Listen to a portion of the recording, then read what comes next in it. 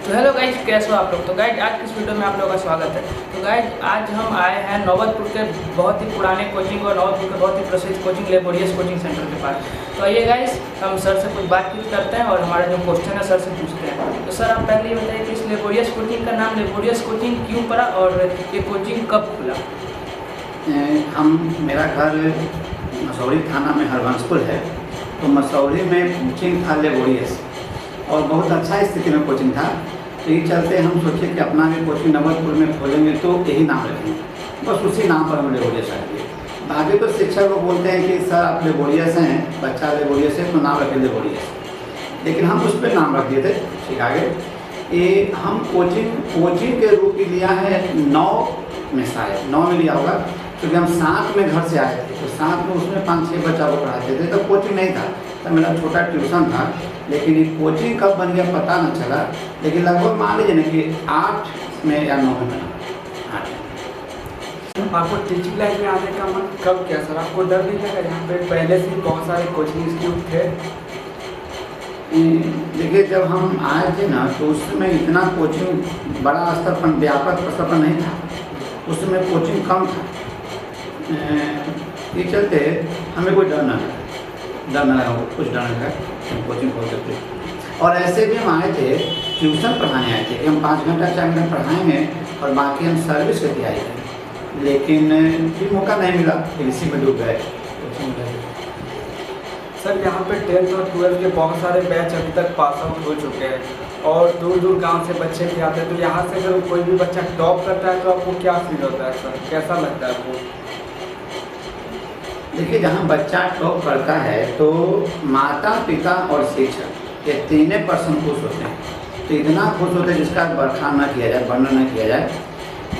जैसे यहाँ के कम से कम अपने अभी तो पूछते हैं कि सब कैसे पूछ रहे हैं कि ऐसा कोचिंग खोले कर डर वगैरह, तो अफसोस तो लगता है कि सर्विस नहीं लगा तो अफसोस लगता है, लेकिन पहले लगता था, लेकिन अभी अफसोस ना लगता है, क्योंकि अभी हम कम से कम 10 बच्चा से 12 बच्चा मेरा जॉब में चल गया।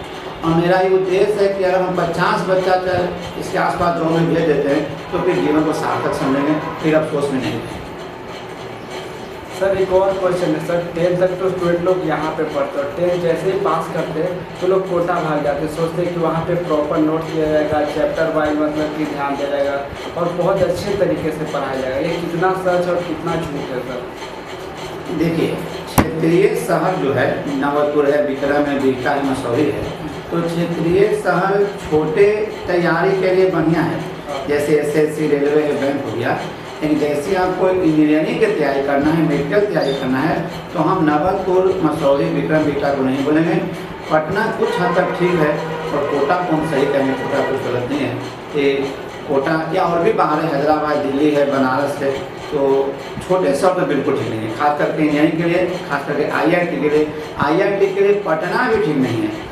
पटना जो सुपर 30 करके लोग 30 बच्चा अलग अलग करके पढ़ाते हैं तो ठीक है, लेकिन बड़ा नौकरी के लिए कोटा ठीक है, इंजीनियरिंग के लिए, छोटा के लिए छोटे शहर ठीक है। और इसका भी क्या होता है कि बच्चे पटना जा करके भी गलत कर बैठते हैं। गलत मतलब क्या होता है, क्योंकि पढ़ाई सही नहीं मिलता, बिगड़ भी जाते हैं।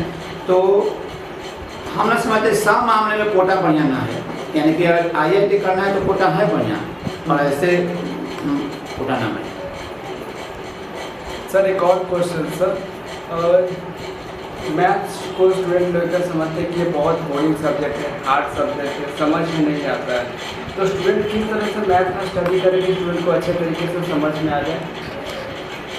देखिए ठीक है, आप मैथ की बात कर रहे हैं, हम मैथ फिर सब की बात कर रहे हैं। देखिए किसी भी पढ़ाई के समझने के लिए उसका बेसिक बढ़िया होना जरूरी है। जिन विद्यार्थी के बेसिक बढ़िया होता है वो विद्यार्थी बढ़िया समझते हैं, और जिन विद्यार्थी को बेसिक कमजोर होता है वो विद्यार्थी बोर्ड फेल होते हैं। तो बोर्ड फेल मैथ वाले ना होते हैं, ना इंग्लिश वाले, ना बायोलॉजी वाले। बोर्ड फेल होते हैं जो कमजोर विद्यार्थी रहते हैं, जो बचपन से ठीक से नहीं पढ़े। जैसे 9th के बच्चा अगर पढ़ाते हैं तो कहा बोलते हैं देखो अगर ठीक से पढ़ना हो यही पढ़ाई आया करके जूम है, विस्तार से है। 9th 10th की पढ़ाई विस्तार है, विस्तार में ठीक से पढ़ना है, तो समझोगे नहीं। तो जिनका बेसिक बढ़िया है उनका वो बोर्ड फेल नहीं होते हैं, और जिनका बेसिक कमजोर है वो बोर्ड फेल होते हैं। तो मैथ बोरिंग विषय नहीं है, विद्यार्थी कमजोर है वो बोर्ड फेल होते हैं। इस कोचिंग को सर आप आगे चल के किस मुकाम पर देखना चाहते हैं?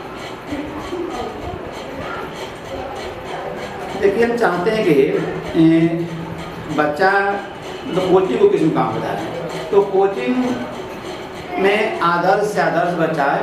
और कोचिंग में हमारा शुरू से इच्छा रहा था कि कम से कम 10th में 100 के आसपास बैच रहता भी था। अभी तो लॉकडाउन से बड़ी दिक्कत है, तो मतलब 100 के आसपास बच्चा 10th के आसपास रहे, 60-70 बच्चा मैंने 11th और 60 12th में रहता था। और उससे ज़्यादा कि बच्चा पढ़, यानी कि ऐसा नहीं कि हम मेरे यहाँ 400 बच्चा आ गया तो हम बड़ी खुश हो गए। यानी कि आप पूछ रहे हैं कि कोचिंग को सर किस मुकाम पर जाने का सोच रहे हैं, तो हम चाह रहे हैं कि बच्चा पढ़ेगा, बच्चा पढ़ेगा वही मेरा मुकाम हो जाएगा। और ऐसे तो उन्नति के नहीं चाहता है कि उन्नति अगर होगा तो कोई दिक्कत नहीं, अगर 400-500 बच्चा है तो उन्नति नहीं। सर इंटेलिजेंट या एवरेज स्टूडेंट लोग कहीं भी पास हो जाते हैं, वीक स्टूडेंट को लेकर कहीं भी तैयारी नहीं रहता है, तो इस कोचिंग में वीक स्टूडेंट को लेकर क्या तैयारी है? देखिए आप हमसे पहले भी सवाल किए हैं, भी सवाल कर रहे हैं कि वीक विद्यार्थी के लिए क्या तैयारी है।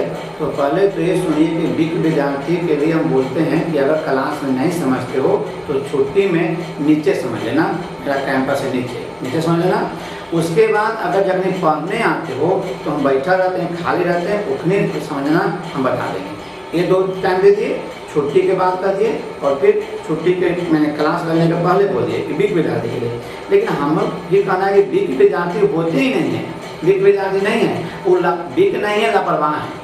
लापरवाह विद्यार्थी है, तो अगर कहा जाए कि लापरवाह विद्यार्थी के लिए क्या व्यवस्था है, तो लापरवाह विद्यार्थी के लिए थोड़ा गार्जियन अगर ये मैसेज आप कहीं डालते हैं, फेसबुक पर चाहे इसको प्रचार प्रसार करते हैं, तो हम उन अभिभावकों से आग्रह करेंगे कि जिनका बच्चा अगर मेरे कोचिंग में पढ़ता है चाहे और कोई कोचिंग में पढ़ता है, तो एक बार शिक्षक के पास फोन जरूर करें, अपना बच्चा के हाल चाल लें।